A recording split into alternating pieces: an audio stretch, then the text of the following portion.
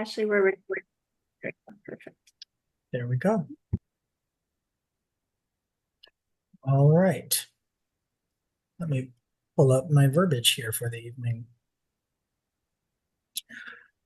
Aloha ahi ahi kako.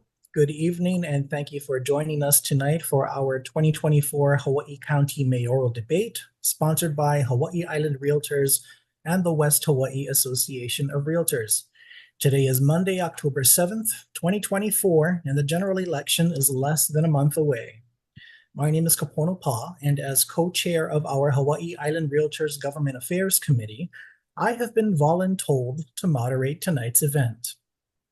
A few housekeeping items before we begin. This Zoom is being conducted in a webinar format. We here on the panel cannot see or hear any of you tuning in, so if you are having any technical difficulties, please email Ashley by replying to the email that contained the Zoom link that got you here in the first place.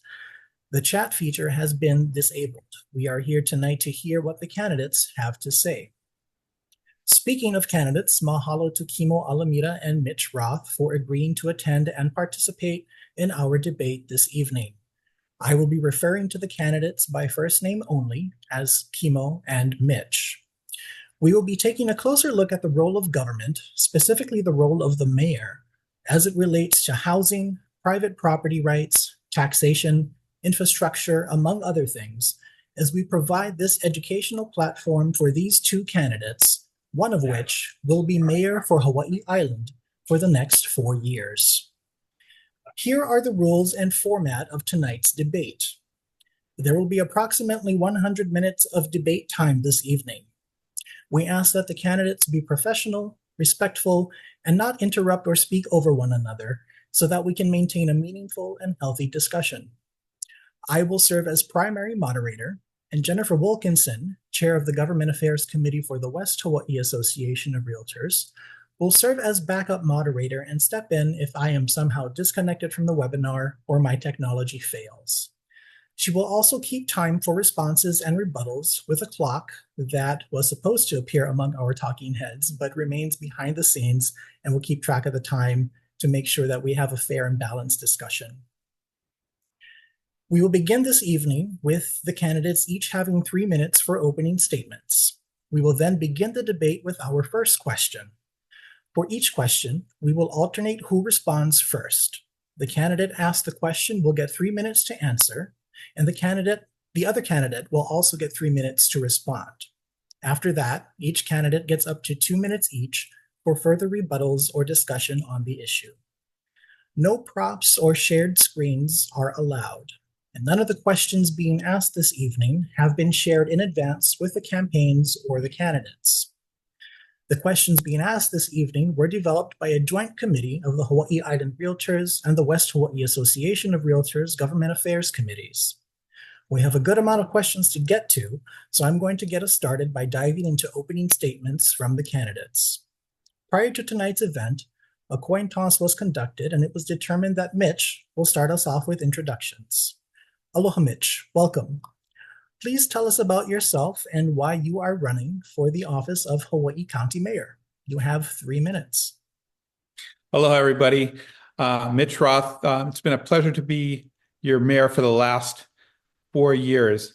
We got into this 4 years ago with a desire to make sure that we could have a sustainable island where people can thrive and succeed, where our kids can raise their kids and their kids can raise their kids. So we've been focusing very heavily on housing and infrastructure.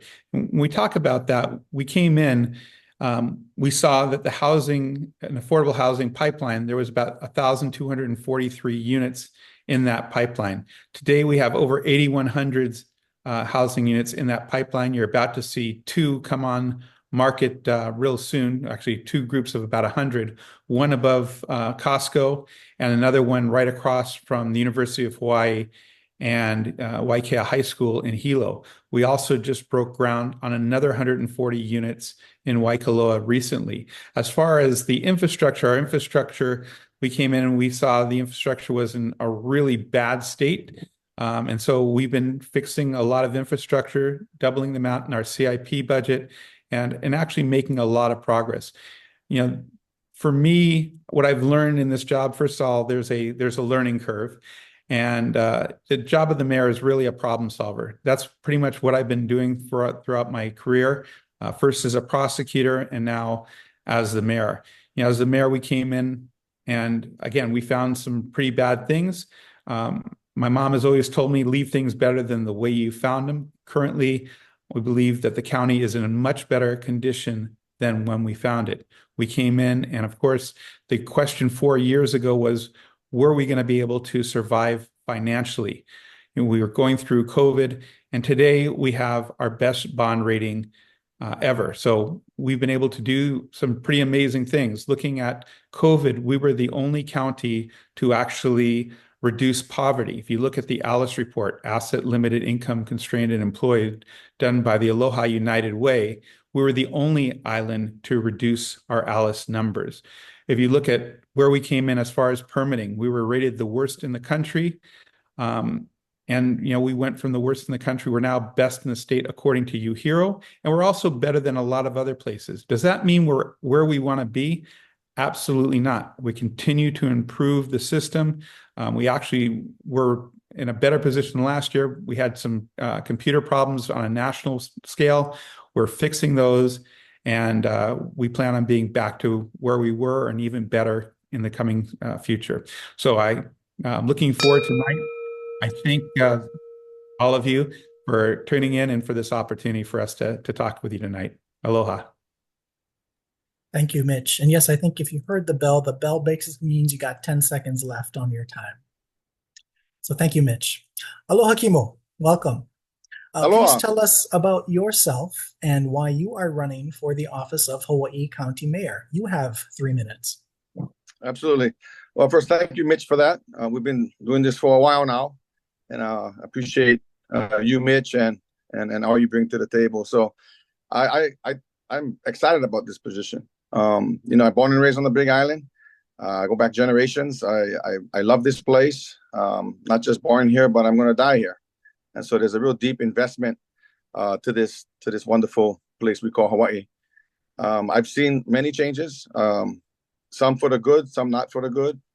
And, I have a lot of experience, and I know how to be a catalyst for change. I worked under Mayors Billy Kinoy and Mayor Harry Kim, and I saw the leadership styles that they both have, and I feel like I have taken the best of both. I'm the only candidate who worked in 3 branches of government. I worked for the Department of Health for about 15 years. I've worked for the county for 5 years as the executive for the Hawaii County Office of Aging. And I also worked for the Federal Qualified Health Center, Bay Clinic, and I helped merge Bay Clinic with West Hawaii Community Health Center. So I also have a nonprofit business hat too. And the mayor's office is, you need a matrix of skills. And I think the current administration has done the best they can with what they got.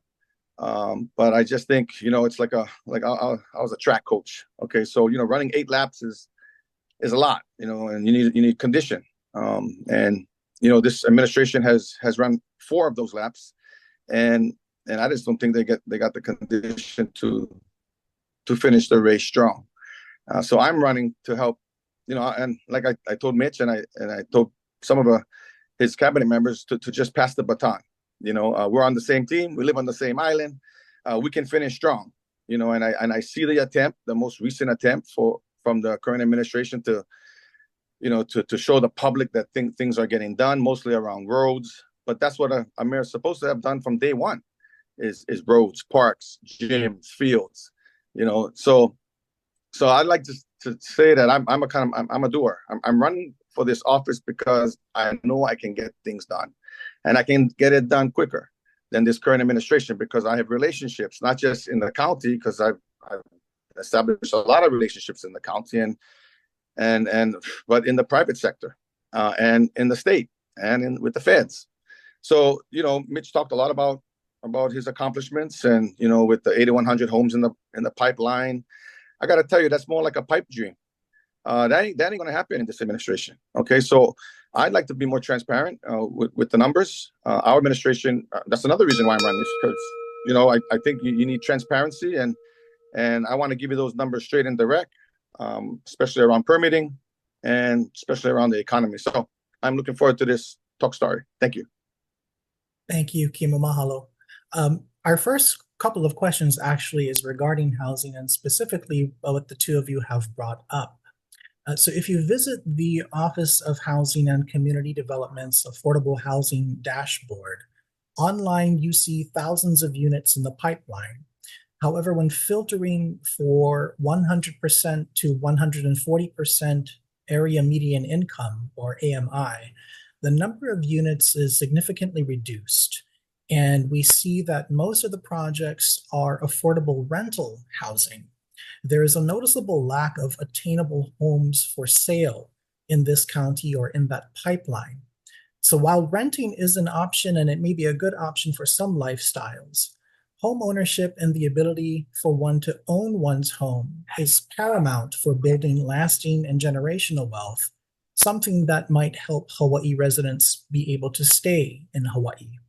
So we'll start with Mitch for this first question. And the question is, what will you do to ensure that entry-level homes are built so that the people who live and work in the community can purchase and own their home?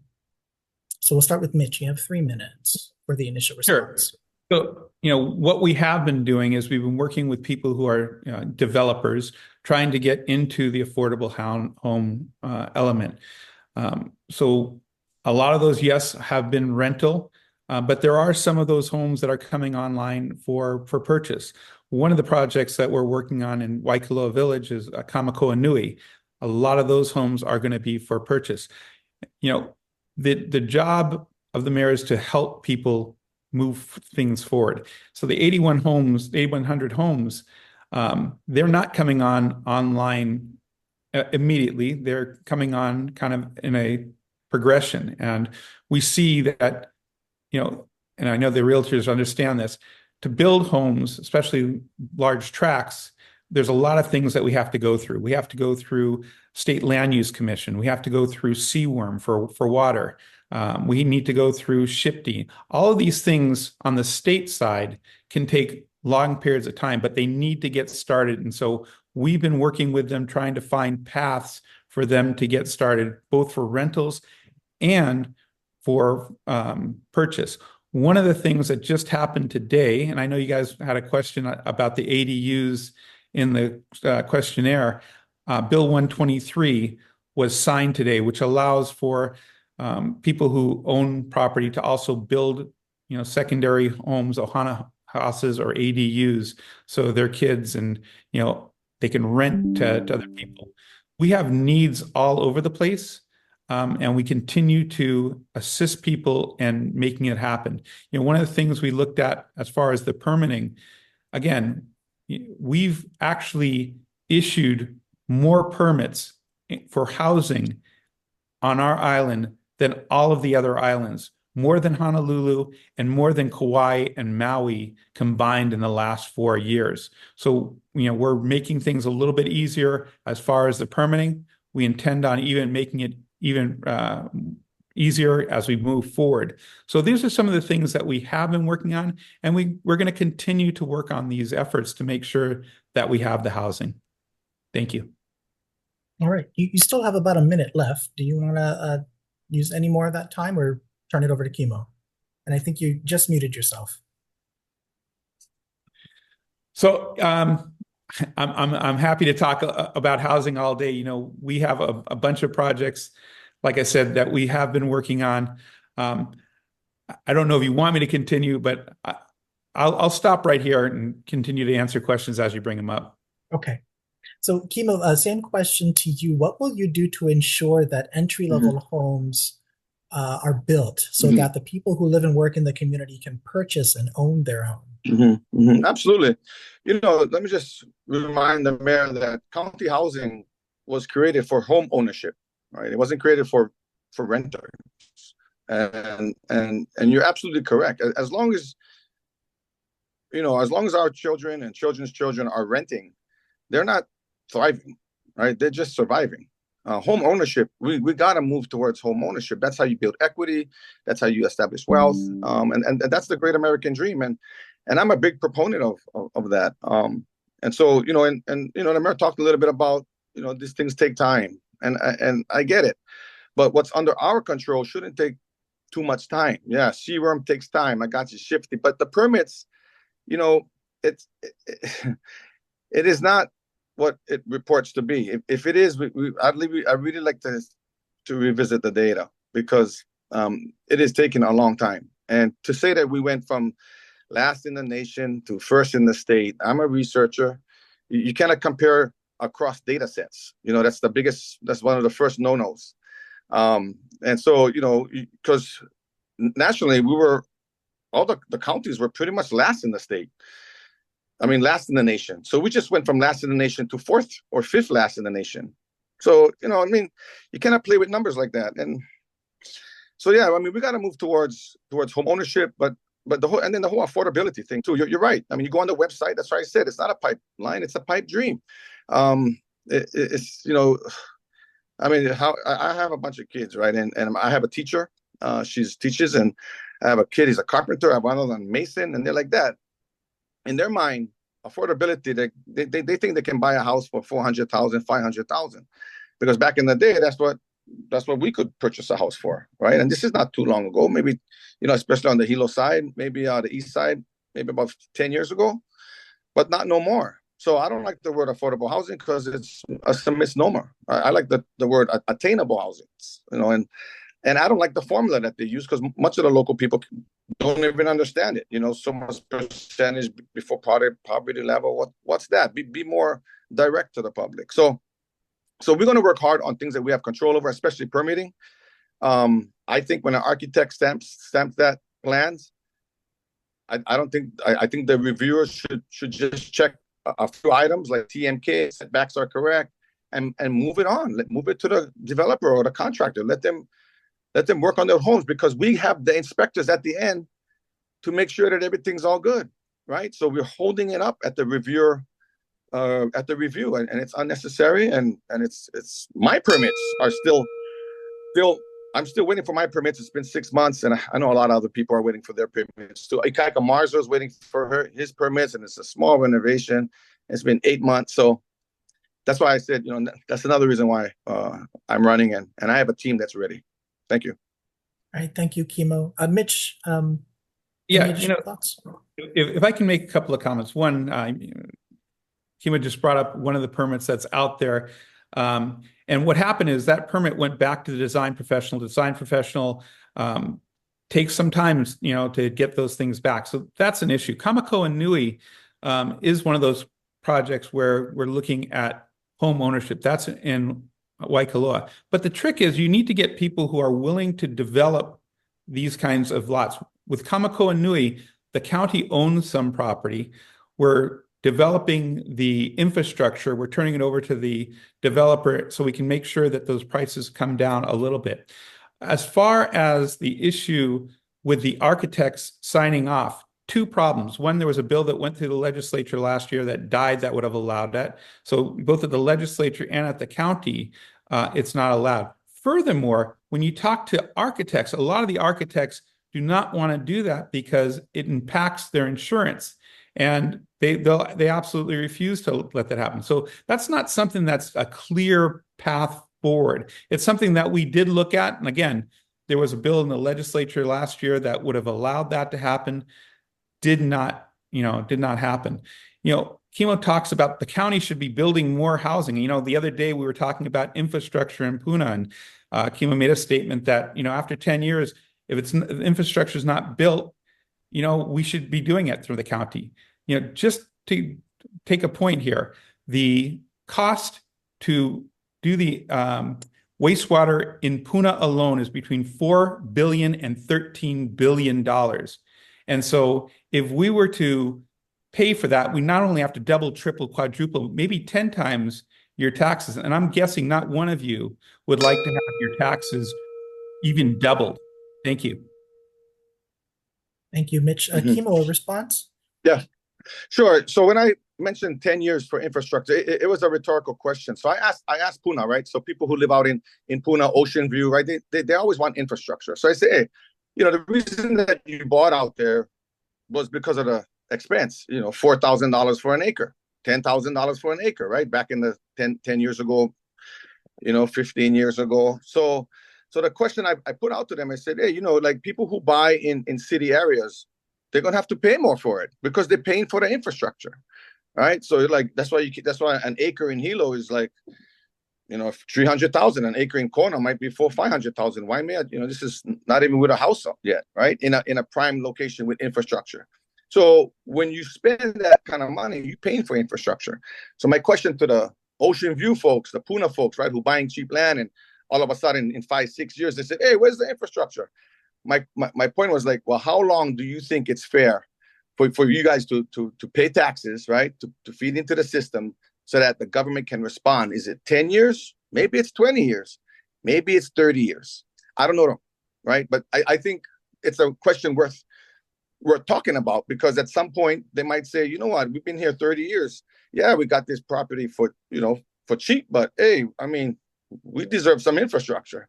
So I guess just to respond to Mitch, it was more of a rhetorical question. I don't know how long when communities who buy in rural areas, the government should jump in and provide infrastructure. But it shouldn't be 50 years. So, all right. Thank you. Kimo. I will move on to the next question, but I do think that this conversation will continue into the next question. So let me set the premise for it first. So most recent new home construction has been completed almost entirely in subdivisions that have been established for decades, and where the price of vacant land has skyrocketed tenfold in some areas. In the district of Puna, which we were just talking about, where land is most attainable and construction has been booming over the last decade, the subdivision of Ainaloa has seen vacant land sales pace from an average of $5,000 to $6,000 per lot in 2014 to $50,000 to $60,000 per lot just in the span of 10 years. Vacant 1-acre lots in the neighboring subdivision of Hawaiian Paradise Park are going for 6 figures in recent months, and that's even if the lots are offered for sale under $100,000. And this is almost triple what these lots would have sold for 10 years ago. And of course, you may also know that 1 acre in Hilo is getting close to $400,000 per acre. Infrastructure costs have also ballooned, making new subdivision development costly, and existing regulations for larger subdivisions create numerous hurdles that delay and even halt new projects from being established. So we'll start with Kimo on this question.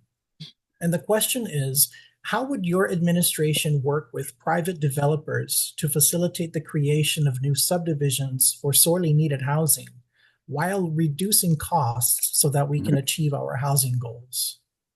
Yeah, so that's a great question. I mean, that leads just exactly what I've been saying. So I met with a bunch of developers, some younger guys, and this is like the magic question. So they asked me, they said, Kimo, you have a good point.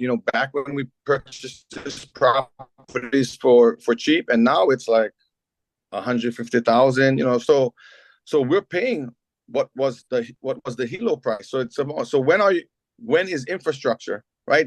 And you cannot put the burden on us as developers for infrastructure. You guys always put in the burden on us.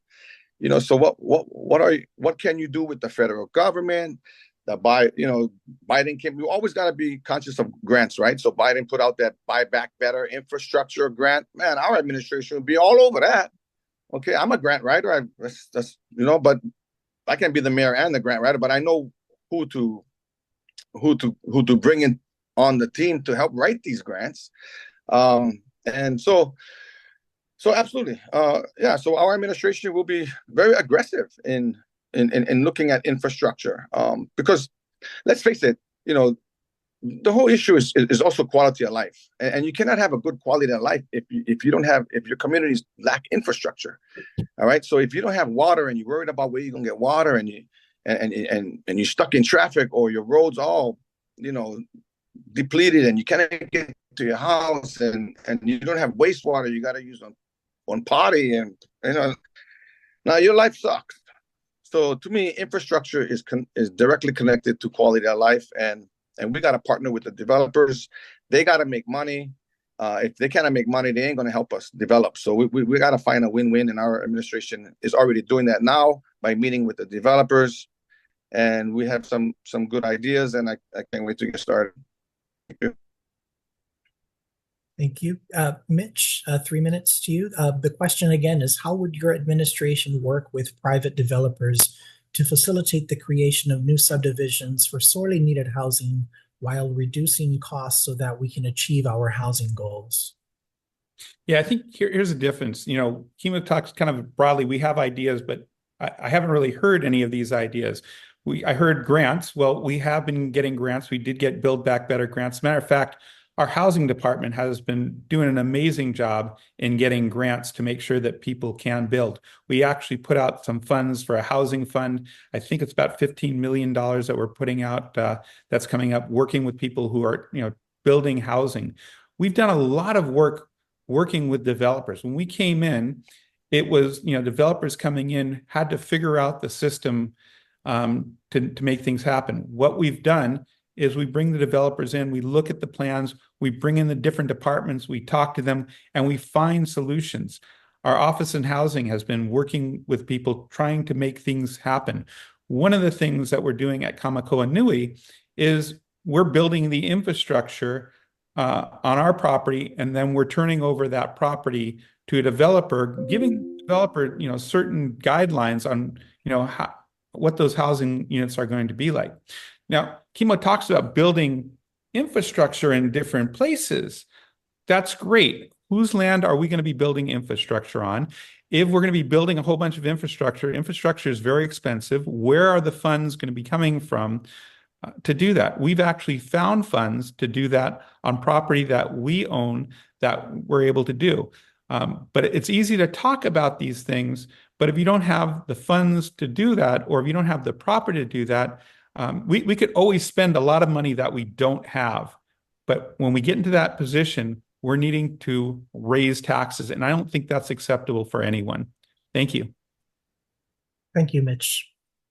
Can I respond? Kivo, go ahead. Can I respond? Yeah, sure. Yes. So we got to talk about, you can't just talk about it in silos. Yeah. So when we talk about development and home ownership, you got to talk about the economy, right? You got to talk about jobs too, because it all plays in, so when we're talking to the developers, they're talking about what job sectors has this administration, promoted, and so like we don't have direct flights to Hilo anymore. Our university system is less students every time. What can we do with Palama Nui? What can we do with OTEC? Which aquaculture is big in the islands. I mean, you cannot talk about home ownership without talking about the economy, because you need jobs to pay your mortgage, and it all plays in together. And I have that systems perspective as a psychologist. We don't look at, I'm a family systems person. So I look at communities, I look at the system, and our system's not cohesive. So that's going to be a problem. And we got to fix that, and we can do it. Thank you. Thank you. Mitch, do you have a response? Yeah, interesting. We have been working in different areas, doing a lot of work in energy, trying to make sure that we have energy that we're able to produce here versus other places. So a lot of work that's been going on there. We've been doing a lot of work with OTEC. As a matter of fact, we've been involved with different kinds of agriculture and mariculture. Mariculture is a huge issue for the future. So where is your food going to come from? So we've been working in those areas. We've been working very closely with Hawaiian Tel and the state broadband infrastructure Hui on making sure those things are available to us. Broadband is so important for us in that you can work from home, you can do education from home, you have telemedicine, a lot of things are happening. We now have closed the loop on the broadband infrastructure on our island. We're still working on fiber optics throughout the island, but we're getting a lot better in those areas. We've done a lot of work in the area of working with kids in the STEAM education area, science, technology, engineering, arts, and mathematics.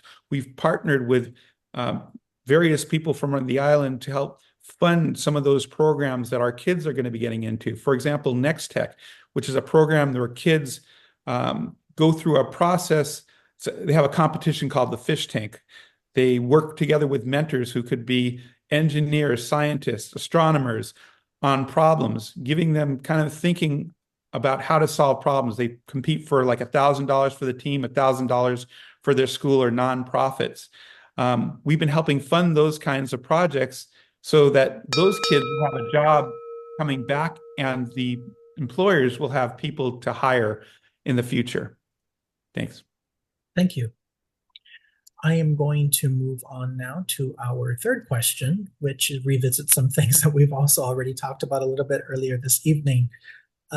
Kimo, in your platform, you emphasize the importance of fixing the economy through more efficient permit processing, even suggesting provisional approvals for contractor permits. And we'll let you speak to that in a little bit. But we'll start this question with Mitch. Mitch, you've been adamant that the permitting process in the Public Works Building Division has been improved from worst in the country to best in the state, as we've heard.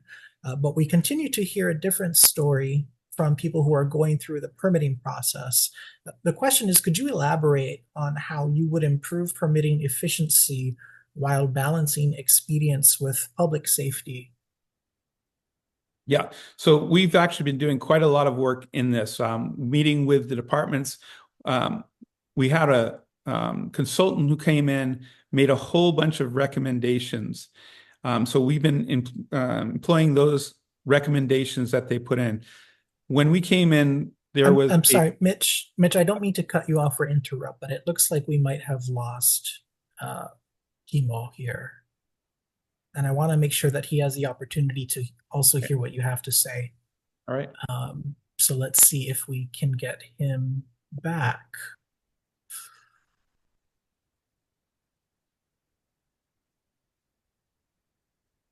I apologize for the interruption. I think he actually might have dropped off before you started answering as well.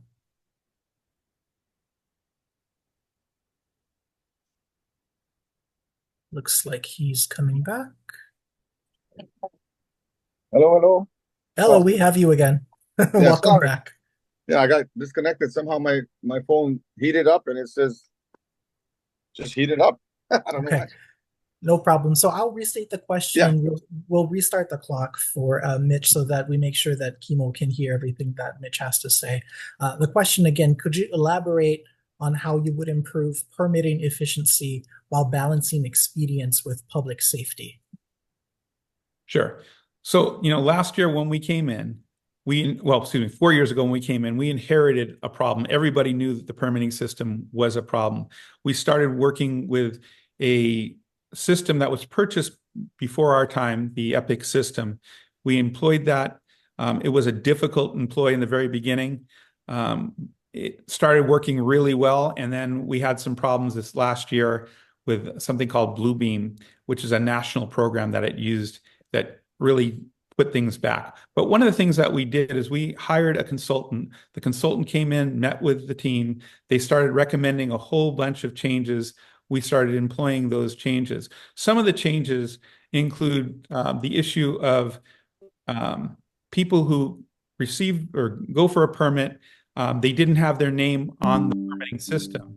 And so when the department sent it back for changes, the design professionals may have known, but the people who were, the homeowners or the people who are really asking for the permit, they didn't know. One of the changes is we put their names into the system so everybody was made aware. One of the things that happened, and Kimo brought up one of the permits earlier where they come into the department, they do the review, they send it back for changes. And oftentimes those plans stay with the design professionals for months and months before they come back to us. We've had problems where contractors were getting permits, but they weren't coming to pick them up. So we've done things to improve that. We now have everybody notified. We've looked at different laws. One of the things that we saw recently was that the wind speed under the 2018 code required an engineer for 130 miles an hour of wind. We looked at the 21 speed. It's at 140. We actually went to council, made some changes. Making changes on our building codes are very difficult because you have the State Building Code Council that kind of sends a law to our way, and making changes has to be something that is not going to impact health and safety. So we've been looking at different ways to improve the system, whether it's working with people or working with the laws. We've had some issues recently with being full staff. We're now full staff and people are getting trained, and we expect, like I said, to be back to where we were at the end of the year last year and getting permits through. Other things that we did is we did the pre-approved plans. So if you have a plan that goes through many times, they're only reviewing it once. We just passed a law for multifamily housing for pre-approved plans as well. Thank you. Right. And Kimo, just in case you didn't hear the lead into the question, in your platform, you emphasize the importance of fixing the economy through more efficient permit processing, even suggesting provisional approvals for contractor permits.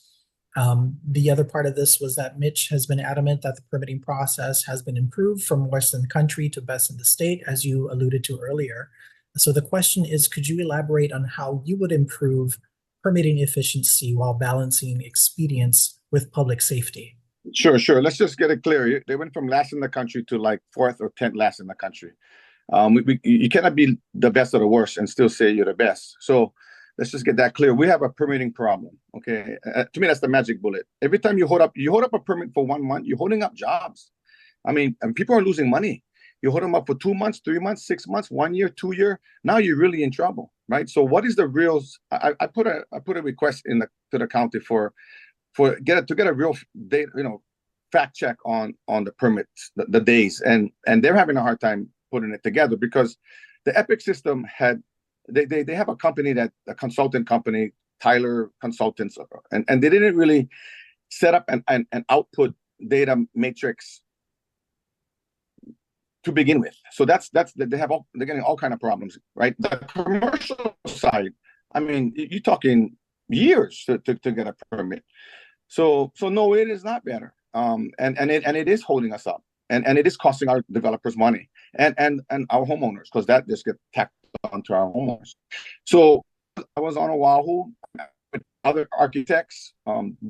We have to pursue another angle to this. Like I said, it is not true. I talked to architects who are willing to increase their insurance because they're willing to put that cost on the developer, on the homeowner, and they don't mind paying that extra cost because they're going to save in the long run. Pay the extra cost so that the architects can cover their increased insurance, okay? So that we can get those permits out. Remember now, architect stamps it. The county never takes liability for it. It's in statute. So get the reviews to get through. Just make sure it's on the right TMK, setbacks are correct, and move it along. We will continue to pursue that. Mitch just kind of like gave up. He said, "Oh, I got stuck in legalese and didn't get passed." Don't give up. You're giving up on our home ownership, folks. You're giving up on our contractors and the construction industry. Never give up. I would continue to pursue that. They also had a suggestion that, you know what, you could put timelines on it. Like, hey, for this square foot house, say 1,000 square foot, you got 30 days to get your permit. For 2,000 square feet, 60 days. For 4,000 square feet, 90 days. For commercial property, you got 120 days. Then that way, if the county can't get their act together and cannot push that through, then then either go to the private sector for a third-party review, or provide a conditional approval to let the construction industry begin already. I've talked to folks about it. I have an attorney on our team that has been looking into it. Other municipalities have done it. We can do it too, you folks. And like I said, this administration has tried the best they can with what they got, but it's time to pass the baton. We are ready to finish this race strong, and we can do it. We have a team, and we can hit the ground running. Thank you. Thank you, Kimo. Mitch, 2 minutes for a response. Sure. So the idea that I'm hearing from Kimo is conditional reviews. Again, you got two different places where it's stuck, state and in the county. And it's not like you just stop, going for it, but it's easy to say, oh, we're going to do this. But if the law doesn't allow you to do it, it makes it really difficult. And, it's interesting because I know we're going to talk about other laws that are there. That we're working on, for example, short-term vacation rentals, and seeing how things go through the legislative process and the the council process. The mayor is not necessarily the lawmaker. We sign laws in. We do talk to our legislators and we do talk to our council people, but it's not the primary position of the mayor. Mayor has to work on actual process. Thank you. Thank you, Mitch. Kimo, 2 minutes. Yeah, I work at the ledge. I've passed bills. There was a bill that said that they said no, it couldn't pass, and there was fentanyl test strips. And so they said, oh, you cannot pass fentanyl test strip, because I was the fentanyl task force leader on the island. And a fentanyl test strip is like when people are trying to get off of fentanyl, and they're stuck on other drugs. At least it tests the drugs, right? And people are like, oh, you're promoting drugs, and they're never going to pass. Hey, I worked with Joyce San Benaventura. I went and I met with every legislator, and I told them the reason why, and they all agree. So, it's a matter of political will. I got the energy, I got the relationships at the ledge. I've written legislation for legislators. They've taken my draft as the final draft, and it got passed. I mean, this is not my first rodeo. So I've done these types of advocacy efforts, and I think it's possible. You just gotta rally up the troops, man, and bring that to their attention, because our realtors are stuck. You cannot get permits out. Everything is just backlogged, from construction to all the labor industry, to the realtors, and just it's like a domino effect. And hence here we are. You really want to get people to stay in Hawaii, then you got to work extra, and you got to make things happen, because they ain't staying in Hawaii if you cannot solve this problem. And we can, and we're ready to do it. Thank you, Kimo. I will move to the next question, which might seem a little out of place, but I was not sure exactly where to put it. This sticks within the topic of the departments and whatnot, but plays a little bit more to your leadership role within the government and how you oversee the different departments. And in this question, specifically the Department of Public Works. In 2008, an audit was performed on the Department of Public Works, which identified gaps in management and operational practices. In 2023, a new audit identified several issues that have persisted since the last audit. These items include policies and procedures that lack adequate internal controls, missing project management performance measures, and resource allocation procedures. Further, the report mentions that the building division continues to face significant challenges. So in light of this audit finding and the continued issues noted by professionals struggling to get things through the Department of Public Works promptly, the question is, and we're going to start with Kimo on this one, what will you do to improve the management and operations in the Department of Public Works to positively impact building in Hawaii County? Okay, yeah, so this is a systemic issue again. So again, I provide leadership training across the state for businesses, for the private sector, for government. I've even provided training for the county. I was hired by HR at one point. And when I was the executive of aging, I provided free training for management. So this is a training issue. Managers need training. And you're right, the middle management, they feel broken. They feel overworked, underappreciated, and there's a relationship that needs to be built by And the problem with this hiring is and the qualifications, like, oh, just because you're an engineer doesn't make you a good manager. It's just like when I was at Bay Clinic. Just because you got a PhD, you got an MD, and you're a physician, doesn't mean that you can automatically be the clinical director, because there's a different skill set there. You didn't go to school for that, right? These engineers, they need training. I'm looking for a cabinet that can work well with people, because if you cannot motivate and connect with your line staff, there ain't nothing you can do to get things done. It ain't going to happen, because now you're working against your own team. And that's another reason why I'm running, is because I feel like I got the expertise, the applied psychology, if you will, to get everybody on the same page, to pick a managing director and a deputy, and to pick EAs that make sense, that EAs will have pods and they'll have a skill set in how to lift up the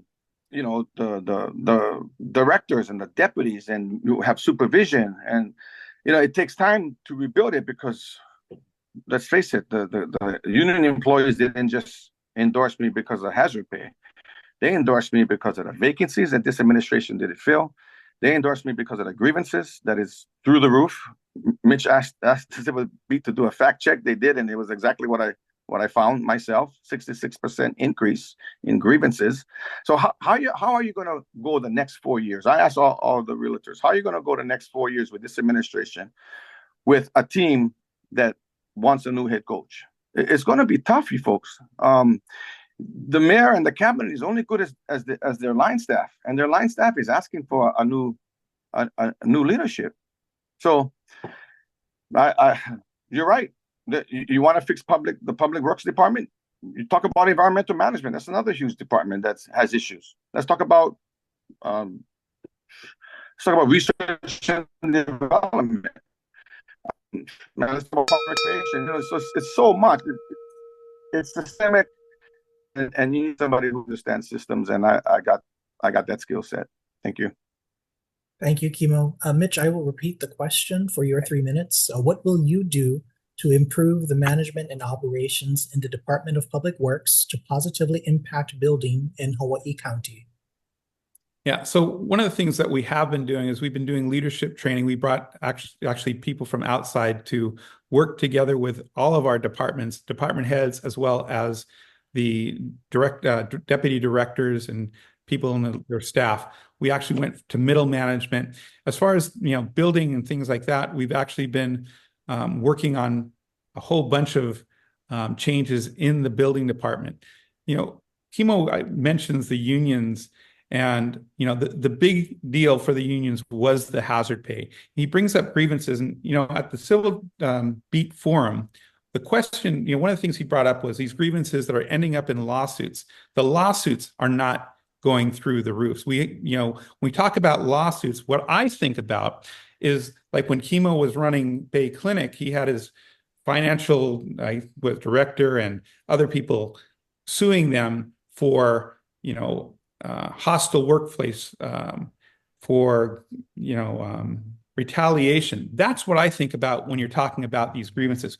We don't have those kinds of things. We have had some. I'll be fair and say, I think in the last year, 2023, we had like 3, but they're not going through the roof when we're talking about grievances and things like that. We work very closely with our employees. There's a lot of things that we are doing.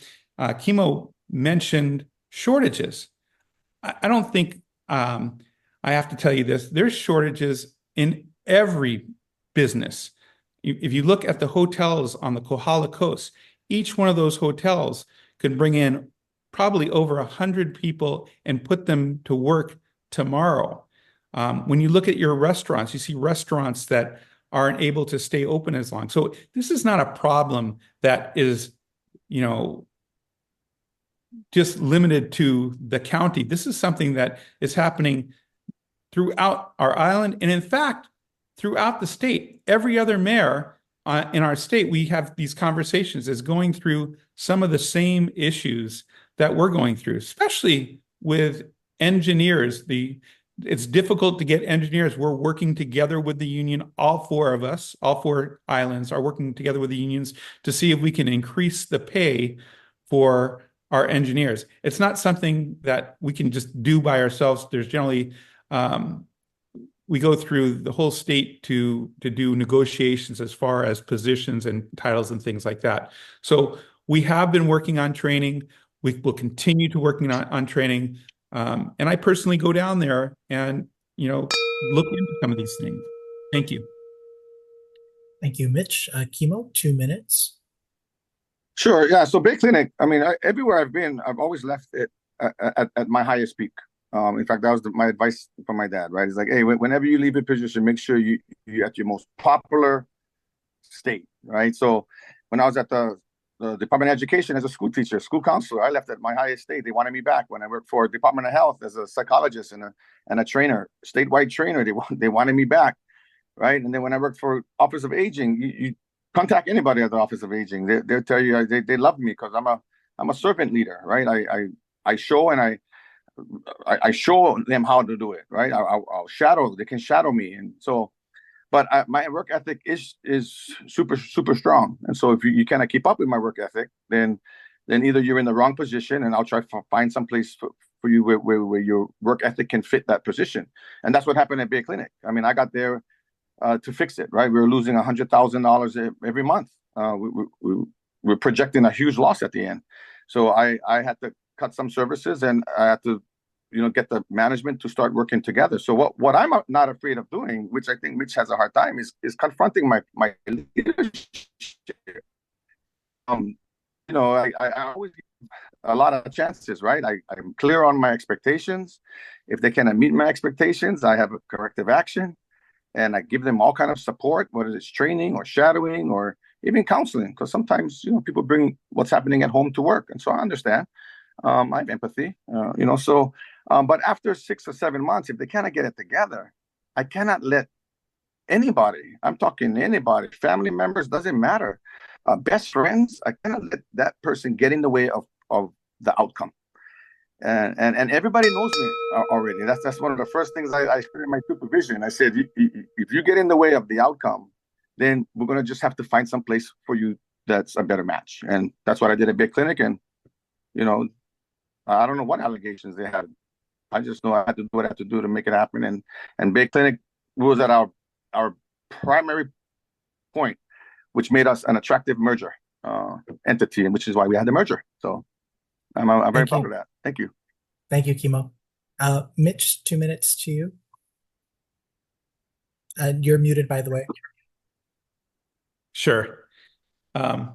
It's interesting going to Bay Clinic, and I find it hard to believe that, Kimo, you didn't know what the allegations were, because I know that you guys got sued, and I'm not sure how that ended up, and I'm not sure you can even say how that ended up, but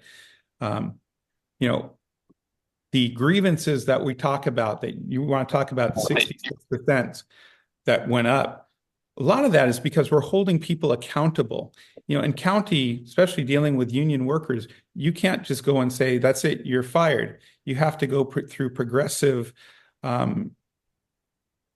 areas of, what's the word I'm looking for? When you're trying to work with people, you can first give them a verbal warning, then you can write them up, maybe a day or two suspension, a little bit more. You have to progress it before you can get to that firing stage. And every time we write someone up for something, actually not every time, most of the times we write people up, there's a grievance. Anytime we fire someone, there's a grievance. And it's basically because we're holding people accountable. If you hold people accountable, your grievances will go up, of the kind that are going up. The ones that aren't going up, though, are the lawsuits. And that's what I was talking about, when they're not going through the roof. Thank you. Thank you, Mitch. And we'll leave that one there. And we will shift now to a almost completely different topic. Vacation rentals. So the vacation rental industry is often the scapegoat for the lack of attainable housing. However, as of 2024, fewer than 1,000 legally registered unhosted short-term vacation rentals exist in Hawaii County. These are STVRs with non-conforming use certificates, and most other legal vacation rentals either exist in the allowable zones that permit short-term use, such as the resort or village commercial zoning, etc., or are hosted by a resident in their home or primary residence, which is currently unregulated by county code through the definition of a short-term vacation rental, although that could change if and when Bill 121, currently before County Council Committee, is passed. So perhaps the illegal unhosted units create issues, and bringing these illegal operators into compliance or putting them out of business altogether may provide some housing relief. However, enforcement of rental regulations continues to be a challenge for the county, which has relied heavily on a complaint-based system for discovering code violators. We're going to start with Mitch on this question, and the question is, as mayor, how will you collaboratively utilize your departments to enforce short-term vacation rental regulations to rid the county of illegal vacation rentals while protecting those property owners who are operating legally. Great. And the key thing is what we're looking at is illegal short-term vacation rentals, ones that aren't, following the rules. And there's a lot of those that aren't following the rules. However, right now with the current law, there's a lot of loopholes that make it difficult for us to enforce the law. So that's one of the things that we're looking at is how do we better enforce the law? And to me, I think the real key is holding the Airbnbs, the online platforms responsible for making sure that if they're going to put it on their platforms, that the people are operating legally. We need to close some of the loopholes that we have dealing with the bed and breakfasts versus short-term vacation rentals. There's, a lot of studies on this. We're doing a study right now to see how really it's going to impact. At the same time, the University of Hawaii Economic Resource Organization, UHIRO, is doing a very similar study, so we're working together with them. Once we have a law that is more enforceable, we have lots of ideas of how we can improve the enforcement. One of the things that Kauai has done is they've actually hired people to go out at night and enforce. I know I've talked to the other mayors, Mayor Blangiardi. They're making some changes over there. We're all actually getting together and discussing ways to improve the system. But first, you need to fix the law so it is more enforceable. And the key thing, like I said, for me in this is making sure that the online platforms are playing by the rules and not putting out housing where they shouldn't. Thanks. Thank you, Mitch. Kimo, I'll repeat the question. As mayor, how will you collaboratively utilize your departments to enforce short-term vacation rental regulations to rid the county of illegal vacation rentals while protecting those property owners who are operating legally? Yeah, let me just say first that there's a lot of, you mentioned over 1,000 legal operators, and those legal operators, they contribute to the budget, right? They're paying taxes, and that contributes to the budget, right? That 3%, out of the TAT tax. So for me, it's like I'm concerned about Bill 121, right? So if we just focus on that 2018 bill, and like you said, get enforcement, because to date there's been no enforcement. There's been no enforcement to date. I can tell you that. Okay. And that's not fair to the folks who are doing it legally. And Bill 121 further regulates the folks who are doing it legally. I think if we just enforce the bill in 2018 and really bring these folks to the table instead of a sneak attack, I think just bring them to the table. We know who they are. Let them know they got to get a certificate if it's in the right zones, or they got to turn it into a vacation, a rental, put it back in the rental market. Now, if it's too expensive because the surrounding properties have all increased, if the rent's too expensive, then we got to figure out a way to work on that too. But you got to provide enforcement. And just the property tax alone from these legal vacation rentals can fund the position of 2 or 3 enforcement folks. So I won't give up looking into that. I think that we got to provide enforcement. That's the only way. And whatever hoops that we got to go through, we got to go through it. And again, it's political will. Thank you. Thank you. Mitch, a couple of minutes. Yeah, so we do have enforcement, but like I said, the way this law is written, it makes it very, very difficult. 4 years ago, I was before this group, and I had the law in front of me because we had a discussion on what the current law is and why it wasn't feasible. And the idea was to see if we can get the county council to change the law. It's easy to talk about getting the council to change laws, and we're seeing that the council is putting up some laws, and people are coming out. They're against it. A lot of the people who are coming are involved with the short-term vacation rental. Very few people who don't have a stake in it, other than having a house next to someone who's doing it, are coming out. But it is something that if we don't fix the rules, we're going to continue to have illegal rentals, because it's very difficult with all of the loopholes that are currently in the law. But as you said, right now it's complaint driven. And it's complaint driven is because there's no way of really going after people that we don't know who are there. With going after and making sure that the platforms are working correctly. One of the things that the laws in both Kauai and now in Honolulu, I think Maui, it allows the platforms to actually be partners with them, to show them who's doing the renting of short-term vacation rentals. With our bed and breakfast and the way it's currently written, it makes it very difficult for us to go forward that way. Thanks.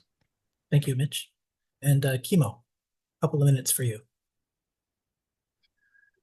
Bill 108. I mean, I just got to go back to Bill 108. That's the bill in 2018. I think if we did just enforce that, we maybe wouldn't need Bill 121 and all these other bills that we added. Again, I got to go back to political will, and again, you got to get it's staffing too, right? You don't have a staff that you don't feel connected to. You got chaos at the leadership level. There's a disconnect. It's a system. It's systemic. The issues are systemic, you folks. So you're asking questions in silos, but I got to tell you, it's a domino effect, right? One issue is just going to impact the other. So you need to change the system, and that requires a change in leadership. Thank you.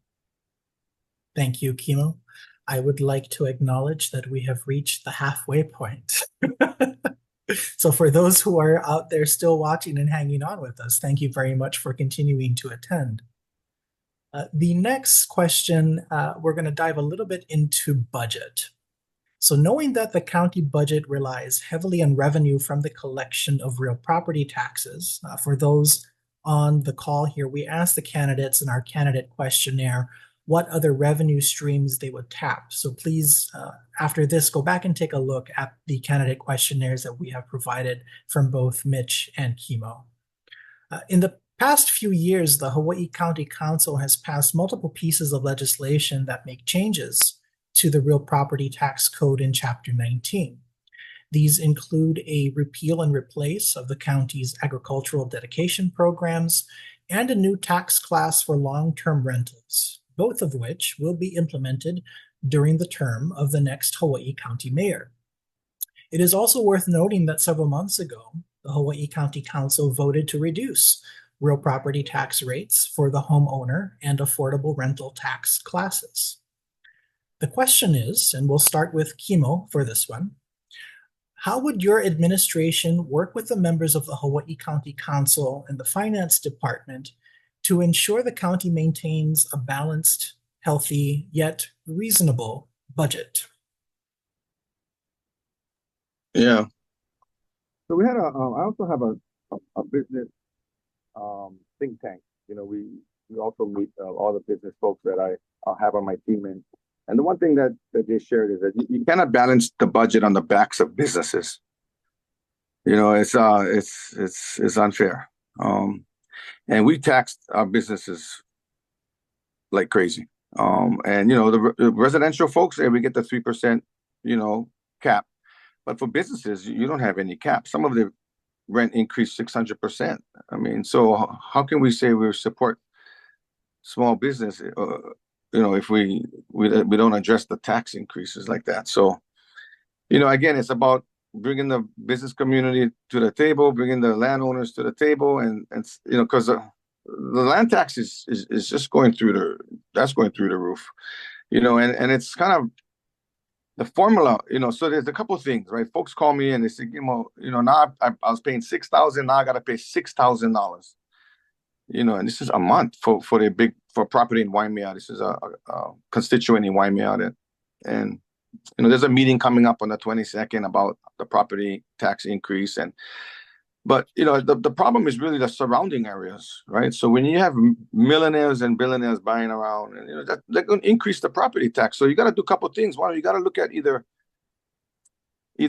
having a cap, and the cap is tricky because the 3% cap, for example, is just per year, right? So you cap it at 3%, but the next year the appraisal goes up, then you got to pay. You got to pay again. Appraisal goes up, you got to pay again. So maybe we should, either you have to have a cap, like a real cap, or maybe you cap the appraisals.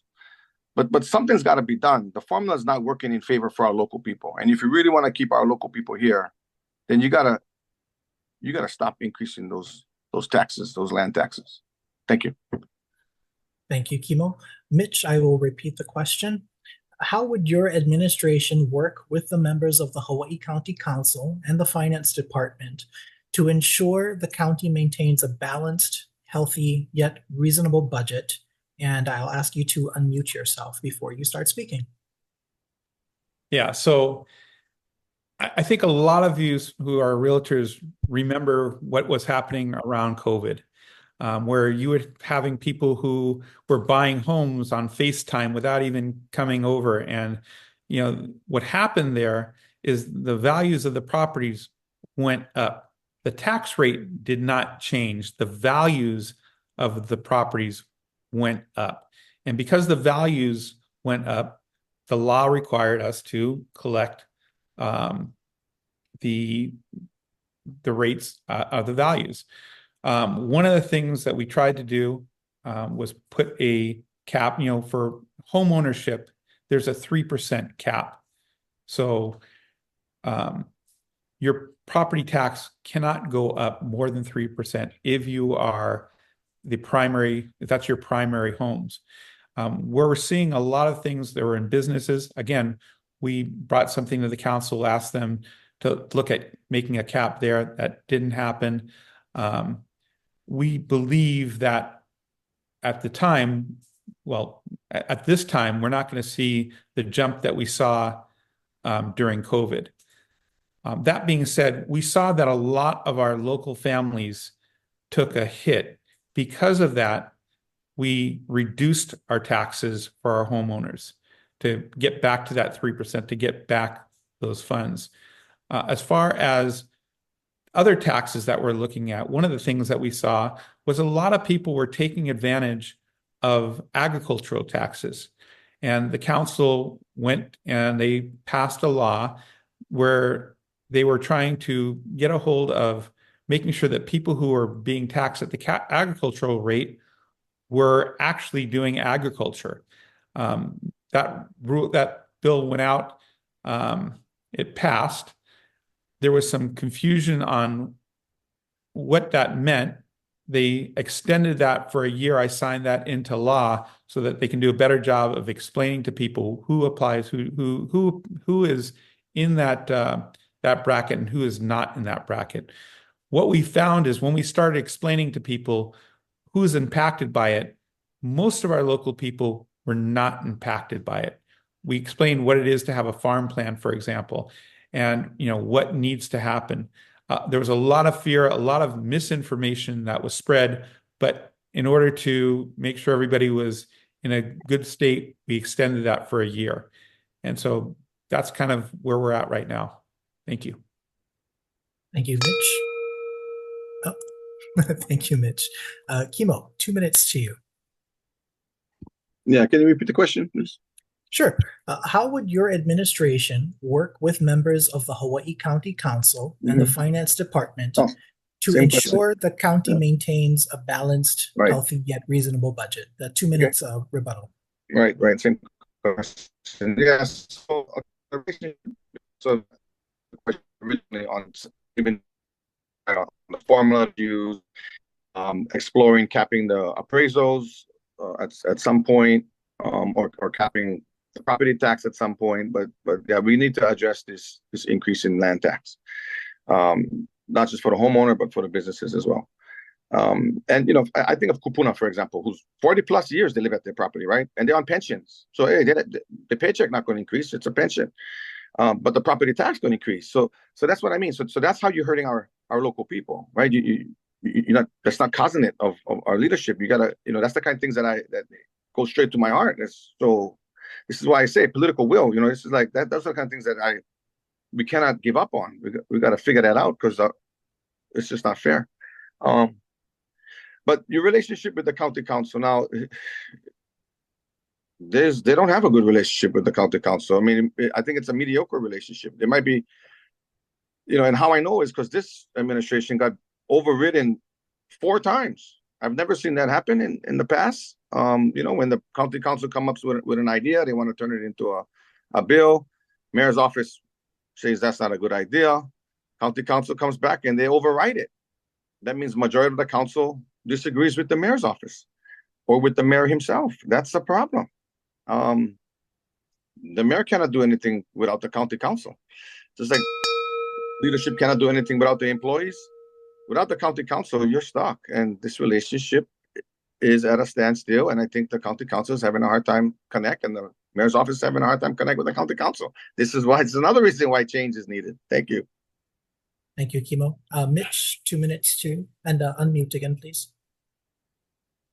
Yeah, so there's actually a lot of bills that we work very closely with the council. They get passed. Yes, there were some bills that we vetoed and they did get overridden. But generally, if you look at the reason for those vetoes is because we had legal counsel telling the council that it wasn't a good idea. They were telling me it wasn't a good idea.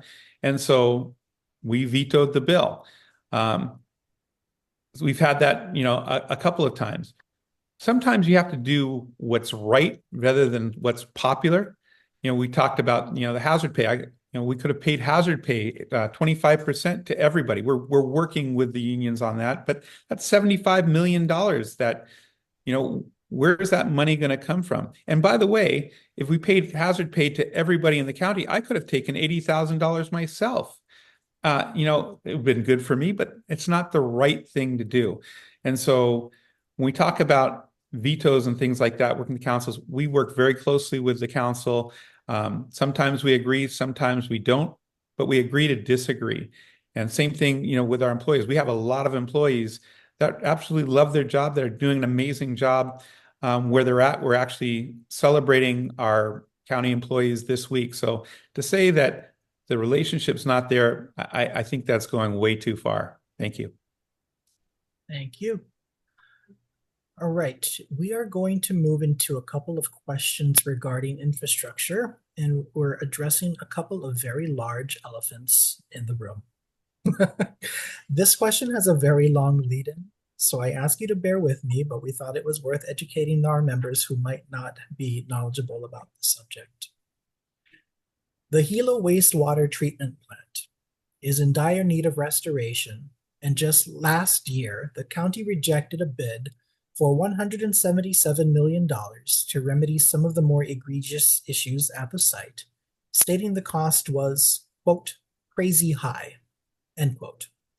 However, in March of this year, the EPA issued a consent order which will now require replacing not only the Hilo wastewater treatment plant, but also the Kulaimano and Papa'iko wastewater treatment plants, in addition to forced main replacements at 3 other facilities in an aggressive timeline. In presenting to the County Council earlier this year, the Finance Director noted that full compliance with the EPA consent order was estimated to cost approximately $600 million. However, the recent RFP for the Hilo wastewater treatment facility returned 3 bids, which ranged from 330% to 425% over engineer estimates. If the trend of underestimating costs continues, compliance with the EPA order may be closer to between $2 and $4 billion. Despite our strong credit rating and current leverage ratio, we simply do not have the revenue to increase bond issuance enough to cover these expenses over the next 11 years without significant increases in property taxes and consistent and focused identification and receipt of grant funds. Funding at levels adequate to comply with this consent order may undoubtedly put all other capital improvements in peril for the foreseeable future. We're going to start with Mitch on this question. Yeah. And the question is, as mayor, how will we prioritize and pay for years of dereliction while balancing the ongoing needs of the other capital improvements required for infrastructure without them all falling into disrepair and without taxing the population to death? Yeah. So first off, let me just correct you on the question. It wasn't 330 to 425 over estimates. It was 330 something million to 400 something million. The first bid that came back for one part of the build out of the Gila wastewater was 77% over the estimate of the engineers that put it together. The second bid, the second time we bid, it was 25%. So it was over in percentage, but I think you got your numbers a little bit mixed up there. So just to kind of correct that, we actually have a plan moving forward. We're working on bond funding to take care of these things. We are working with the EPA. Matter of fact, a lot of these things were being talked about for the last year and a half. And one of the reasons why we also went back to the bid is some of the agreements we were making with the EPA during these conversations that we were having. When we came in, the Gila wastewater facility was in terrible condition. All of our wastewater facilities needed repair. So this is something that didn't just happen during our watch. This is something that we inherited, and we're not going to kick the ball down the can down the road anymore. We decided we're going to take care of these things. Chemo talks about a lot of times, well, you need to do this, you need to build the West Hawaii Park, you need to build all these things. All of these things cost money, and so really the question is how are you going to do it? And you're asking that. We do have a plan with bonds. We also we're applying for federal grants. We're working together with the state. We plan on putting in a request from the state. But we do have a plan moving forward. And, we believe that we're able to financially do it and keep our bond rating at its current state. So we look at what percentage of the carryover funds we have, and we believe that we will be able to get this done. And I'm not sure what the rest of the question was, but I kind of got when you got to the percentages, I got a little bit lost. Yeah, the question was how will we prioritize and pay for the years of dereliction, specifically at the plants, while making sure that the needs for other capital improvements are met? Yeah. So we looked at this and we made it a priority because it could be our red hill on this island. So we came up with a plan for the interim, and this is the long-term plan as we move forward. Thank you. Mm-hmm. Chemo, I'll repeat the question for you as well. I don't need. I got it. I got the question. Okay, go ahead. Yeah. No, so Mayor Roth talks about bonds, right? So I did some research on this. Again, brought my business of colleagues together and said, hey, is there another mechanism besides bonds? And there is another mechanism besides bonds. And this administration was presented that mechanism, and for some reason they didn't accept it. And that is another way to fund infrastructure, like how they're funding the electric vehicles on Oahu. So this funding mechanism is also includes maintenance, right? The problem with bonds is just a big fat credit card. You pay interest on it, but it doesn't. There's nothing to help you with the maintenance. So I want to explore that funding mechanism that this administration ignored. I talked to the folks. They're trying it on another island on Oahu. It seems to be working, and I like it. And so that's one avenue. But we also got to raise revenue, right? So there's all kinds of ways to raise revenue, okay? And from not just property taxes, but let's talk about our observatories. We get the best mountain in the world and it deserves the best science. So if those telescopes want to continue to be on that mountain, then you gotta pay more than $1 a year of rent. And so I would work with the governor, and I would work with the telescopes and the 30-meter telescope as well, and kind of set the precedent that, hey, right, you're on prime land. What are you going to do for our county?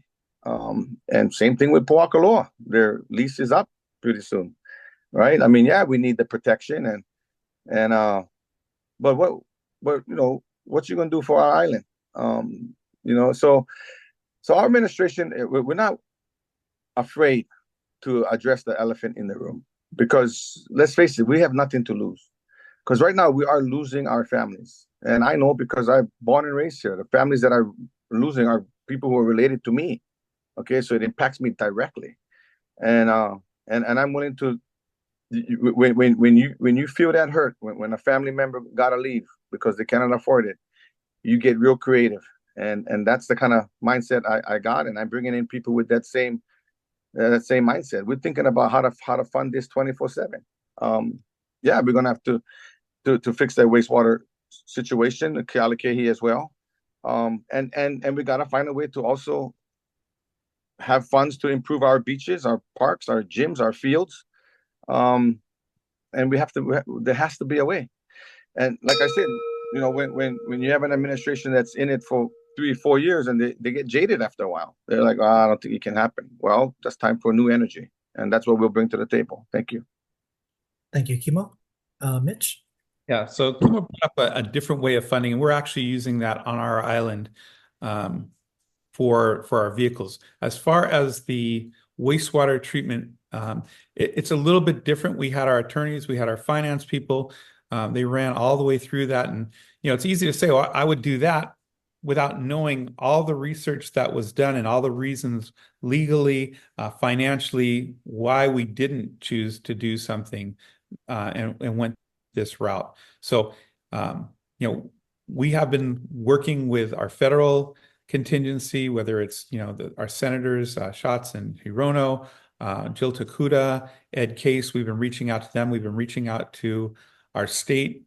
And so, we've even worked with the EPA trying to find funds for us. So we've been working on a whole bunch of different things, looking at different grants. And it's easy to say when you don't know what's been done, but that's something that you have to think about as you move forward with a new mayor. There's a learning curve. There's a learning curve on what was tried, what wasn't tried.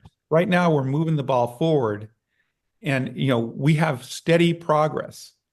When you change, you lose that progress. You lose all the information oftentimes because you have new people coming in. You have a new corp council coming in. You have new finance people coming in. You have a new mayor, new managing director that have to go through and study not just this, but everything.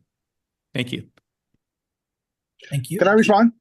Of course, you have 2 minutes. So let me just share this. Mitch, you came into an administration, Harry had 4 years. You're in the same boat, right? So I'm you and you're me now, right? I mean, so you found a way to change, right? You found a way to get a new leadership, and according to you, we're better off than we were 4 years ago. So apparently you made it happen. Well, guess what? We can make it happen too. Okay, so this whole thing about, you got to start up again, you got to get a new director, new this, new that. Who's to say that I might not keep some of your directors? So what we're saying is a change in the head coach. Not saying a change in the whole team. All right, there's a few players that need to be moved around. Some got to be repositioned. But I've worked for the county. I can hit the ground running, and I got your HR director on our team. He's my campaign manager. I got your public work, your deputy public works director. He's on our team. I mean, these guys are ready to come back to the county. They got jaded because the leadership wasn't connected. You lost them to the private sector, Mitch. I want to bring them back. These are gold stars. These are superstars. And a lot of county workers has left to the private sector. And on our team now, they're just waiting for a new head coach. I can bring them back, and we can move forward very quickly. Thank you. Thank you, Kimo. Another question related to wastewater. There are tens of thousands of cesspools on our island, and our integrated wastewater management plan likely won't be complete until next year. With a state-mandated deadline of 2050 to get all of these cesspools upgraded, there is undeniably a shortage of readily available wastewater system alternatives and skilled workers. Further, despite the responsibility of cesspool conversion resting on the homeowner, it is unrealistic that even a majority of homeowners can afford the conversion. Some estimates say that the cost could be $30,000 minimum per system. It is also statistically impossible for the county to meet the required conversion deadlines outlined in state law, especially with efforts to speed up the timeline for conversion with every new state legislative session. Starting with Kimo on this question, how do you plan to facilitate the collaboration and funding needed to convert all wastewater systems to the appropriate environmentally sustainable options within the timeline required by the state? Right. Well, this is just a word to the wise. We can keep it here. But like I said, I've worked in the federal government, Federal Qualified Health Center, and I work with the state. Don't be afraid of their mandates. Okay. I 15 years with the state. We put mandates on the county and all. I work Department of Health. We put mandates on mental health. I don't know if you guys remember the Felix consent decree. We put mandates on the Department of Education. All right. Those mandates are targets. Right. It's almost like, oh no, we're going to like fall off a cliff if we cannot meet. No, we're not going to fall off the cliff. Because people who are making the mandates, they live here too, right? They know the situation, but they're going to have to make a mandate. It's more of a target. But yeah, you're right. It's statistically impossible. So, I want to challenge that. Work with our federal delegation to challenge that. We don't got to have, I think we don't got to have cesspools up Mauka. Shoreline areas, I mean, we don't got to have septic tanks up Mauka, but shoreline areas, yeah, septics. Because our earth has a natural filtration system. Plus, again, I come from a blue-collar family, right? My dad's a plumber, my son's a carpenter and mason, and, my other son's a mason. And so, I mean, they all tell me. And so, hopefully, I'm thinking, in time, we'll have a better system besides septic. Because the water still leaches into the earth. The only thing that's staying back is the solids, just like a cesspool. So I would challenge that. I'm not afraid of mandates because I've worked on the other side. I know it's more targets, and so this is where my experience comes in working in 3 branches of government. I think we can get it done, and we can move those mandates back, or we can alter the requirement. Thank you. Thank you. Mitch, how do you plan to facilitate the collaboration and funding needed to convert all wastewater systems within the timeline required by the state? Yeah, I think there's some truth that depending on how high up you are with your wastewater systems, your cesspools, it may not be impacting. However, that being said, right now we have mandates, and what we have been doing, we hired some consultants, we brought the consultants out.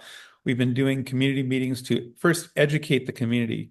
As I said earlier, the Puna region alone, between $4 and $13 or $14 billion to get them on the wastewater systems, whether you're talking about septic or whether you're talking about putting pipes in all over the place. So, one, we're looking at the different options. We're educating the community about that.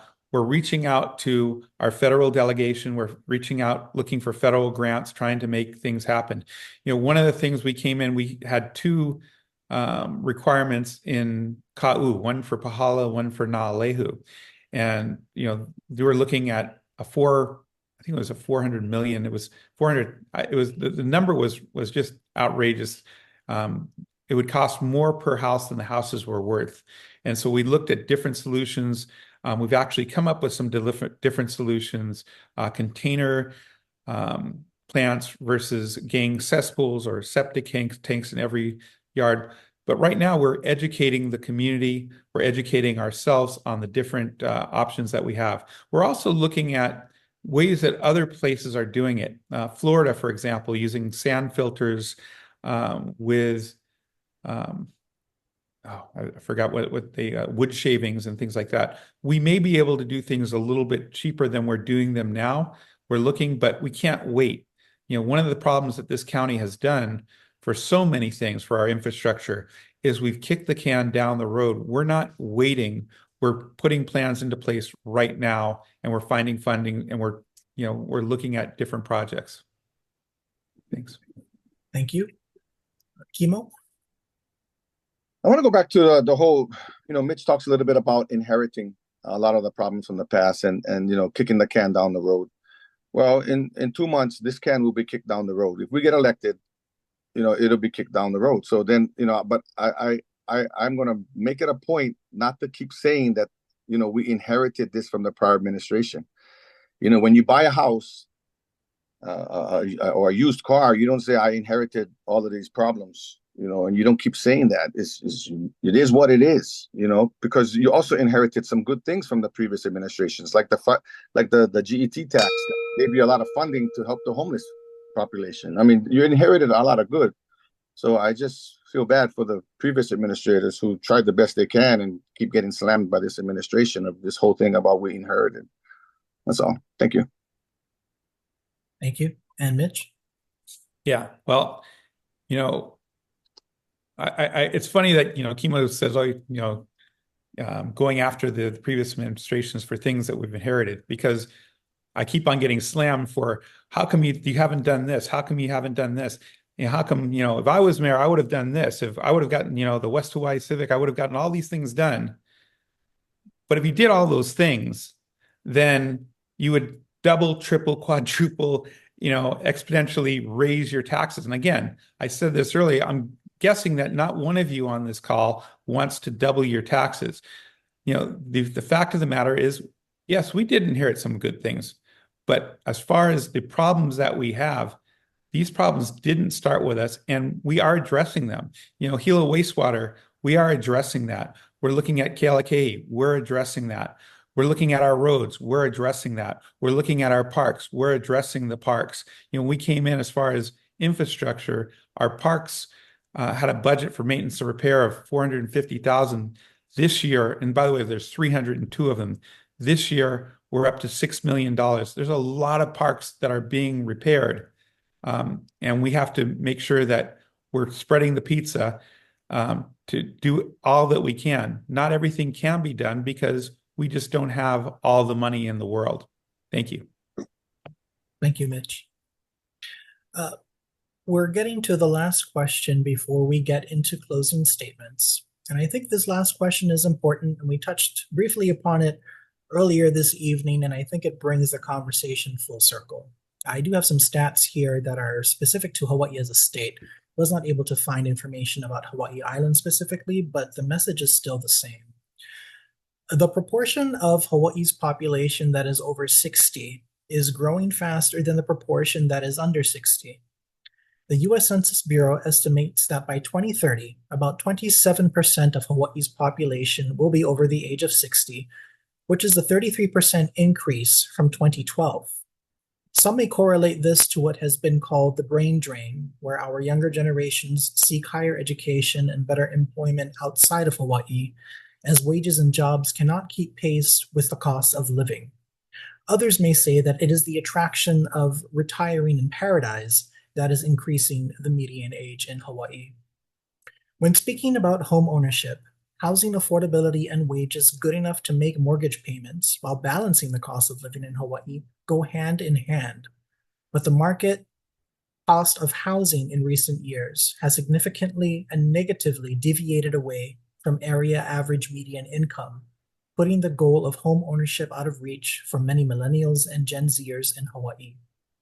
Because of this relationship between jobs and housing, we want to ask, and we'll start with Mitch on this. What would you do as mayor to attract high-paying industries to Hawaii Island that could afford residents better pay and a better chance to continue living on Hawaii Island? And I'll ask you to unmute Mitch. Yeah. The first thing we need to do is make sure that we have housing. And I know it's preferable to have housing where people can own that housing, but even rental housing, we have a severe need on our island. So the first thing, you're not going to get people to work here. You're not going to get the medical care unless you have the housing. Again, why the 8,100 units in the pipeline is so important. And yes, it doesn't get built, maybe tomorrow, but it continues to be built. It's important that we have the ADUs. Again, we just passed that. We just signed that into law. So there's more housing. It's important that people are being permitted. Again, according to UHIR, University of Hawaii Economic Resource Organization, we are outpacing other islands in giving permits. That being said, If you haven't gone to the UHERO site, there's some really interesting information on that. It shows that we still have the lowest cost of housing on this island. It shows that we have the lowest rent on this island compared to everybody else. We have been focusing in areas to make sure that those great jobs come here, whether we're talking about healthcare, whether we're talking about the STEAM industries, whether we're talking about the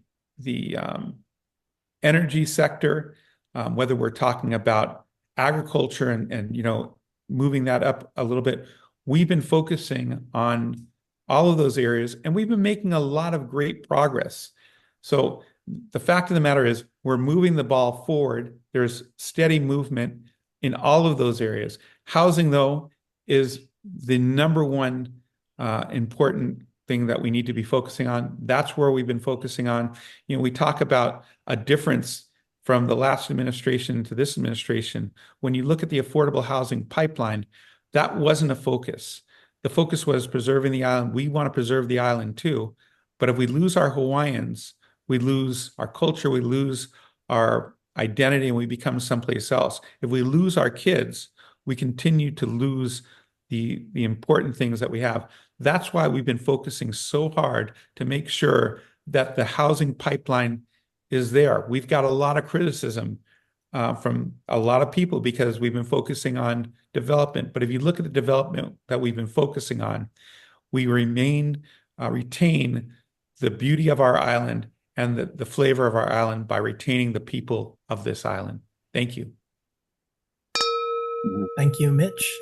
Kimo, what would you do as mayor to attract high-paying industries to Hawaii Island that could afford residents better pay and a better chance to continue living here on Hawaii Island? Right. Well, first, let me just say, Mitch said, if we lose our Hawaiians, then we're going to lose our culture. Well, we're already losing our Hawaiians. Okay, I am Hawaiian, and we're losing I'm losing my nieces, nephews, aunties, uncles. So there's nobody that knows that more than me. It's already happening. Okay, more Hawaiians live outside of Hawaii than in Hawaii.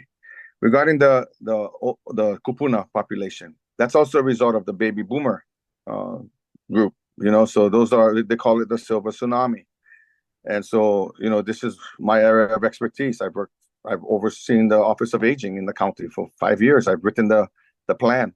So I know the legislators. I know what it takes to keep our kupuna to age in place. They want to age in place. Most of them don't want to go to like life care or legacy, but how are you going to make that happen? Well, you got to partner with the state, and you got to be an advocate, and you got to say we need to provide or support these in-home care, right? So people who come in and provide chore services, or they provide bathing services, or even companionship services for kupuna who live by themselves.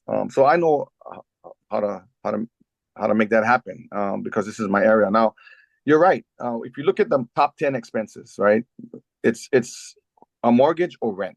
But then look at the second. The second top expense is food. The third top expense is healthcare. Okay, and then you get things, and after that, then it's like then it's like other types of insurance, like car notes, and then after that, it's gas, because the gas is so high, right? And then it continues on to in our house. Number 10 is life insurance. So the county's got to look at each item on a person's monthly expense and see where the county can dig into that, right? So if we can dig into programs to help kupuna on the mortgage side, let's do that. If we can dig in on food, if we can dig in on the healthcare costs and maybe work with Medicaid and work with the governor and be an advocate, if we can dig in on transportation with senior transportation, so they don't got to use their cars, so that it helps save gas. Like there are ways to dig in on it, and I've wrote a whole research paper on how to dig in from the county's perspective on all of these areas of expense. Thank you. Thank you, Kimo. Mitch, please unmute. I was listening to Kimo's answer, and I can you read the question again? Because I think I missed the question. The question is, what would you, as mayor, do to attract high-paying industries to Hawaii Island that could afford residents better pay and a better chance to continue living on Hawaii Island? Okay, right. And so, we have been focusing, like I said, on the STEAM industries, on broadband infrastructure, medical. But the key, and I'll just go back to that again, is making sure there's housing. A lot of the things, the mortgage, I don't think that the mayor can put a cap on your mortgage. I don't think the mayor can put a cap on your life insurance. I don't think the mayor can take care of a lot of those issues that Kimo was talking about. I think we got to focus on what the mayor can actually do. The mayor can actually work to improve our pipeline. That's what we've done. The mayor can actually work on the different activities, working with energy. Even though the county's not making the energy, we can work with energy suppliers to make sure that they have the jobs of the future. We can work with broadband infrastructure. We're not the ones putting it in, but we can work with those industries. We have, and our broadband infrastructure, we've actually taken the lead in the state on broadband infrastructure on this island. So we're making sure that that's there so people can work from home. We're making sure that people can do telemedicine here so that they have better quality of life. And we are working to some of the things that Kimo talked about. For example, the kupuna. We're doing a lot of things with kupuna to make sure that their housing is affordable, to make sure that transportation is free. We have a bus service that is free to everyone. So I'll leave it right there. Thank you. Thank you, Mitch. And Kimo, you got 2 more minutes. I also want to give credit to the nonprofits. I hear Mitch talking about almost like it sounds like the county has been having all these accomplishments. It's really the nonprofits, and the mayor's office is simply a pass-through of funds. So, I got to give credit where credit is due as well. Yeah, I mean, so how I understood the question is more for how to help our kupuna to stay here, and how to get them to make ends meet. So that's why I said, for them it's their golden year. So most of them are on pensions, but regarding the people leaving for better jobs, I think if they're leaving for higher paying jobs. So, but you could get higher paying jobs here. But if the cost of living is still super high, you're not going to be thriving, right? And some of these industries, broadband. I mean, kupuna don't use broadband. They can, but that's again. If we're talking about industries that will help our kupuna or help keep our kids here, if we can start to fill the vacancies that we have now in the county, that over 300 vacancies, so that's jobs right there. The construction industry can produce a lot of jobs if we get those permits out. I think there's things that the mayor does have control over, and yes, Mayor Roth, we can advocate, right? Mayors can advocate. We can work with the banks for a program for our county residents, a mortgage program. We can work with we can advocate with the governor on programs that the state produces. So never say that it's out of the mayor's hands, because it's always in the mayor's hands. As long as you're a resident of this island, I'll make sure that it's in my hands. And if I cannot directly impact it, I will indirectly impact it through advocacy. Thank you. Thank you, Kimo. Well, that is the last of our questions for this evening, so we will move to closing statements from the candidates. Candidates, as you leave your lasting impression on us, please keep this in mind. As we have been viewing the role of county government and the mayor through the lens of housing, what is the one thing you hope tonight's viewers will take away from this debate as they head to the polls? And we will start with Kimo. You have 3 minutes. Sure. Well, there's 63 participants on this Zoom call. So aloha, everybody. Thank you for tuning in. I suspect most of you are realtors, and yeah, being concerned about housing is key. So, some of you may already have a choice, right? Maybe you've already selected Mitch, or maybe you've already selected me, and this is more of just kind of seeing where we stand.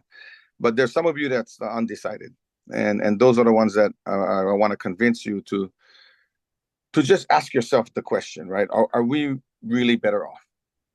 Does it feel like we're better off? Does it feel like there's a 28% decrease in homelessness? Does it feel like our permits are taking, well, first 28 days, but then now it's 70 days? It doesn't even feel like it's taking 70 days, right? Do you feel like people have a sense of hope? That people feel like the county government is working on their on their behalf? Does it feel like that, right? Sometimes you gotta just go back to your now, go back to your heart, and ask yourself, are we really in a better place? I say we're not. I say we can do better. I give Mitch and his staff a lot of credit for at least keeping us above water. That's called the status quo, right?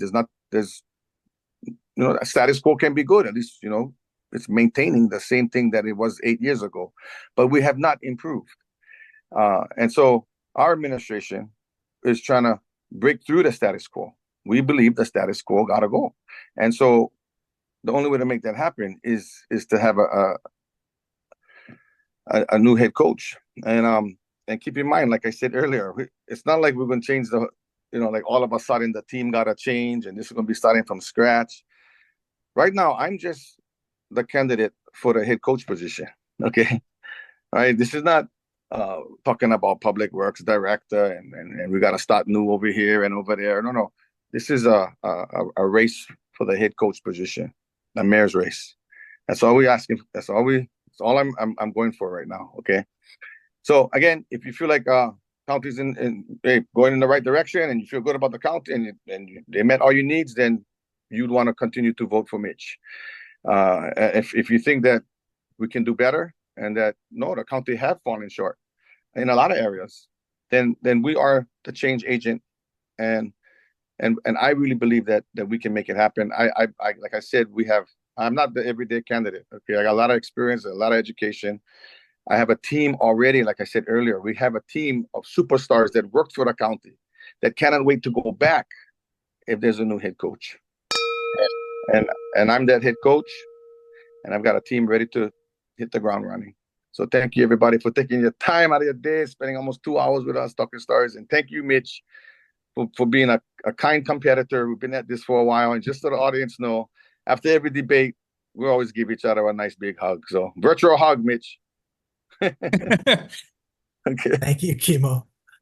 Mitch, what is one thing that you hope our viewers and our members or whoever watches this takes away from the debate as they head into the polls? Well, first, thank you, everybody, and thank you, Kimo. What people need to understand, especially on the housing front, is we've made a huge, huge improvement on where we were. If you just think about the affordable housing, and that's HUD's terms, going from 1,243 units to over 8,100, working with people, that has been, a huge move forward. We've been focusing on housing. A lot of you have worked with us, and we've, made some real big gains. Kimo brings this head coach, and kind of reminds me of my cousin when we're watching the Super Bowl, criticizing the coach from the sidelines, and being in the job and criticizing from the sidelines is a whole different thing. There's a huge learning curve here. We have been moving the ball forward in just about every area. When you look at our infrastructure, our roads, which we didn't talk about, we've doubled the amount of roads that we pave in a year. Just think about that for a second. That's forward progress. When you think about the number of housing units we have, we've moved that forward. When you look at where we are as far as permitting, we're not perfect. We're working on it, but we're in a better place than we were, and the snowball is rolling. When you change mayors, it takes time. There was a learning curve for me. I was a county director. I was a prosecutor. I was a cabinet member for 8 years. I thought I knew everything. There was still a huge learning curve. A lot of the things that Kimo talks about making changes, we've looked into those things. And yes, we still are advocating for some of those things, but it's not something that happens right away. And if you come in and you stop, you lose that forward motion, and it takes a while.